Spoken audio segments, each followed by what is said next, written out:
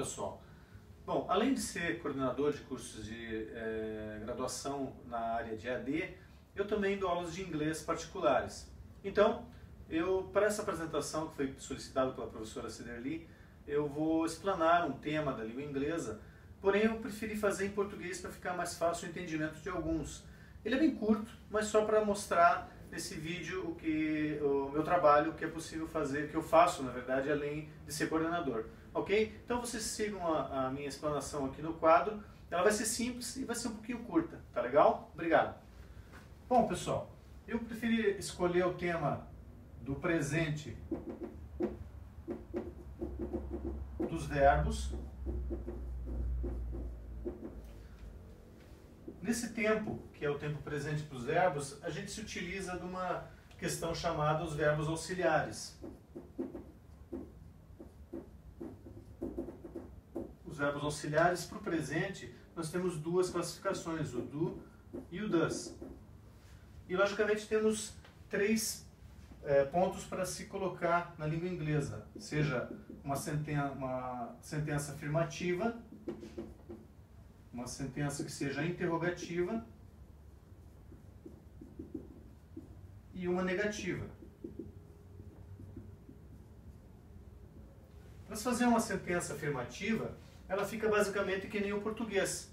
Não há necessidade da utilização dos verbos auxiliares. Como, por exemplo, se eu quisesse dizer eu trabalho, eu só vou precisar de um sujeito e um verbo. Vou pegar o correspondente no inglês, eu, I, e para o trabalho, work.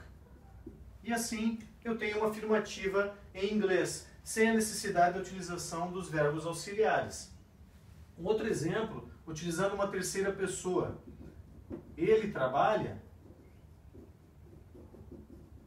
Eu vou precisar de uma pequena flexão aqui no verbo. Então, utilizo o correspondente para ele, he, e no caso do verbo, utilizo work, porém eu tenho que acrescentar um S, que é de praxe para a terceira pessoa da língua inglesa, que sempre flexiona. Para isso existe uma pequena regra que eu não vou abordar nessa aula aqui, nessa apresentação. Para as interrogativas, você deve utilizar o verbo auxiliar. O que no caso aqui para o presente, se eu colocasse uma pergunta, utilizando a segunda pessoa, você trabalha? Nesse caso aqui, eu tenho a necessidade do auxiliar, porque é ele que vai ser a presença da pergunta. Nós não podemos simplesmente flexionar a voz, nós temos que utilizar do verbo auxiliar. E nesse caso, eu preciso do auxiliar na frente, no caso vai ser o do, porque corresponde à segunda pessoa, que é o you, você, e automaticamente coloco o verbo principal, que é o work. E assim eu tenho uma interrogativa, do you work? No caso de um segundo exemplo, para a terceira pessoa, se eu estivesse perguntando, ele trabalha?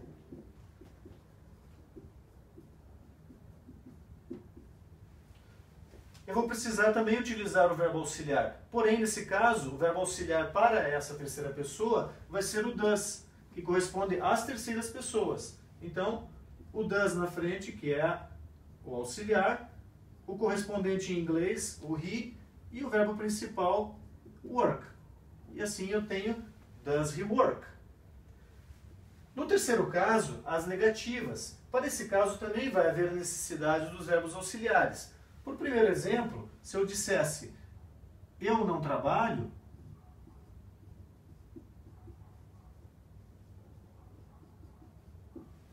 vou precisar do sujeito correspondente, no caso em inglês I, vou precisar do auxiliar, que é o do, para essa primeira pessoa, mais o not e mais o verbo principal, work. Existe um artifício que a gente chama também para as negativas, que são as short answer, as contract forms, que no caso aqui também, para o do not, você poderia utilizar, juntando o do mais o not, o don't. Então, eu diria I don't work. Para a terceira pessoa, se eu dissesse ele não trabalha, vou precisar do correspondente em inglês, he, mais o auxiliar para as terceiras pessoas, o does, mais o not e mais o verbo principal, work. Também existe o artifício da contract form. No caso do does not, eu utilizo doesn't.